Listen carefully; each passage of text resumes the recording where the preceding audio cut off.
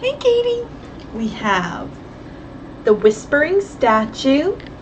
We are on Chapter 18, Important Lead. To Nancy's relief, she recognized the newcomer as a guest at the yacht club.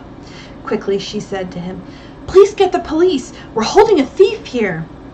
Terror came into the eyes of Ned's prisoner. He tried once more to get away, but Ned held him in a tight grip. Nancy asked him, "Who gave you the key of the place?" "Mr. Basswood. I do trucking for him." Quickly, Nancy shot another question at the man. "And for Marco DeKeer, too?" The prisoner stared at Nancy in disbelief. Then he said, "Sure." As if suddenly proud of his identity, the man puffed out his chest.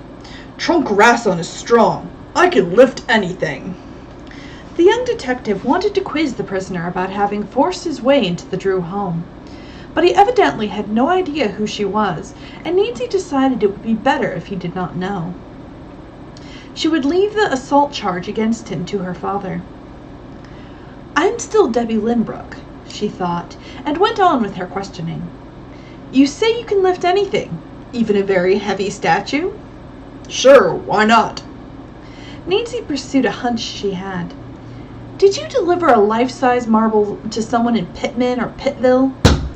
"I sure did, and she was a beauty, too." The man's bragging came to a sudden end. A look of fright came over his face. Apparently, he realized he had talked too much. He merely shook his head when more questions were put to him. In a few minutes, the customer returned with 2 police officers. Trunk Rasson was taken into custody. His bravado gone, the prisoner did not attempt to escape and would say nothing. Nancy took one of the officers aside and whispered to him, "The River Heights police are looking for this man. I suggest that you contact Chief McGinnis there." "We'll do that," the officer replied. Nancy went on, "Mrs. Horace Merriam in Waterford will be able to identify him." After Rasson and his truck were taken away, Nancy and Ned discussed this latest happening. She remarked, "I believe Rasson was supposed to remove all the worthwhile merchandise." Ned frowned. "Nancy, I don't like the looks of this whole thing. Boy, am I glad I came when I did. When I think that you might have been a prisoner of that—" Nancy patted her friend's arm. "You may have even saved my life." She looked at him gratefully. There was no chance for further conversation because customers began to arrive. Many did not intend to purchase anything. They were merely curious as to why the police had been there. To each question, Nancy would reply with a smile, "We caught a thief!" The reactions were varied. Most of the women said, "Weren't you terrified?" The men would become angry and wish they had had a chance to overpower the burglar. There were so many people in the shop that Ned was forced to act as salesman. He told Nancy he was enjoying himself immensely. Shortly before closing time, a man who had purchased a rather large painting handed Nancy a $100 bill. Mr. Basswood had left a small amount of change in a drawer in the rear room. In order to save time going back and forth, Ned had been putting the cash in one of his own pockets. He was busy at the moment, so Nancy started for the highboy to see if there was enough change in the cash box.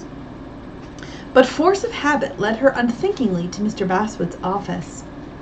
Then, realizing he was not there, she started away. "Maybe the door's unlocked," she thought, "and I can find change inside." The knob turned and the door swung inward. To her astonishment, the drawers on the desk and the file cabinet stood open. All were empty. "Basswood has skipped out," she said to herself, and hurried to find Ned.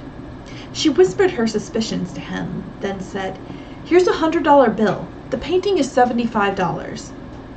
Ned pulled a wad of bills from his pocket and counted out $25 in change to the customer, then said he would wrap the painting. "That won't be necessary," the man said. "I have a blanket in the car I can put over it." He went off. There was no chance for Nancy to discuss with Ned what she had discovered in Mr. Basswood's office. At 4 o'clock, all the customers left.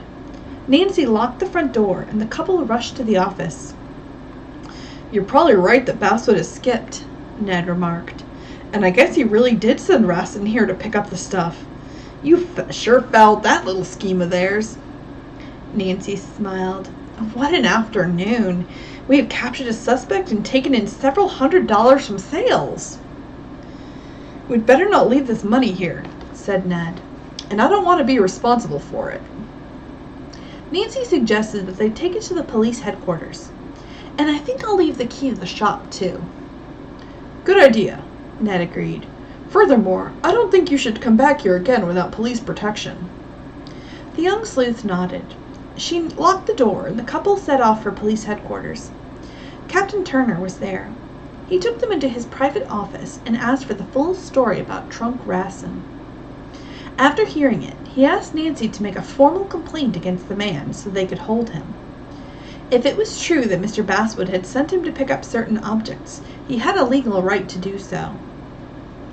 I'll confine my complaint to having been attacked, Nancy said. When the formalities were over, she and Ned drove to the yacht club. The desk clerk said that Mr. Ayer wanted to see Miss Lynbrook the minute she came in. Ned waited in the lobby while Nancy went to the manager's office. Hello, he said. I have a message for you from George, and it sounds important. His eyes twinkled. Don't keep me in suspense, Nancy said, smiling. The message was, we trailed Basswood to the Maple Motel in Pittville. He's registered there with Marco DeCure. Bess and Dick and I will wait for Nancy in the Robin Roost restaurant until 9 o'clock. It's located across the street. That really is news, Nancy told the manager. Ned and I will go there at once. He showed up unexpectedly at the art shop and stayed to help me. By the way, we caught one of the men involved in the mystery. You did? Mr. Ayer exclaimed. Who is he?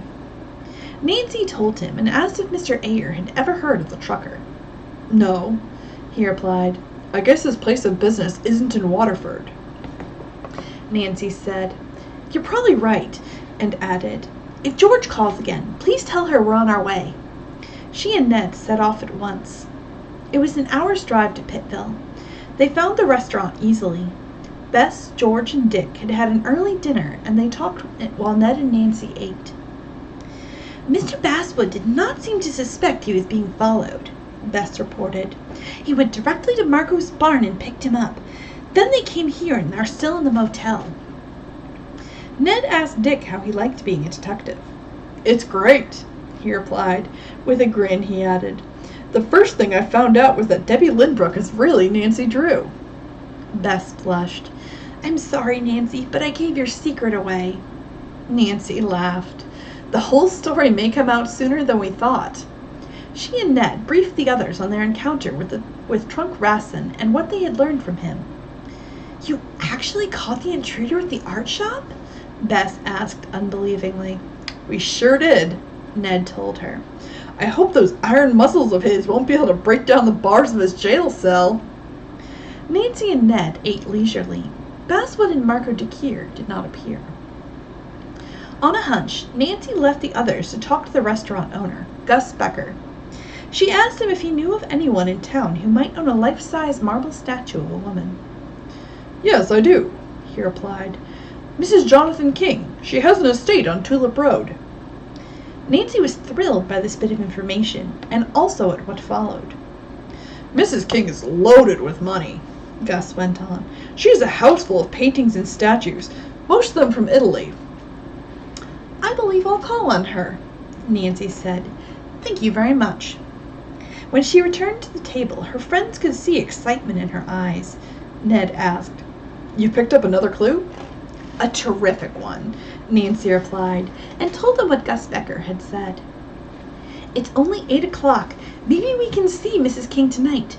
How about you going with me, Ned, while the rest of you watch for Mr. Basswood? They all agreed to the plan, and Nancy went off to telephone Mrs. King. So we'll have to see what happens. Do you think Mrs. King knows she has stolen goods? We'll have to see.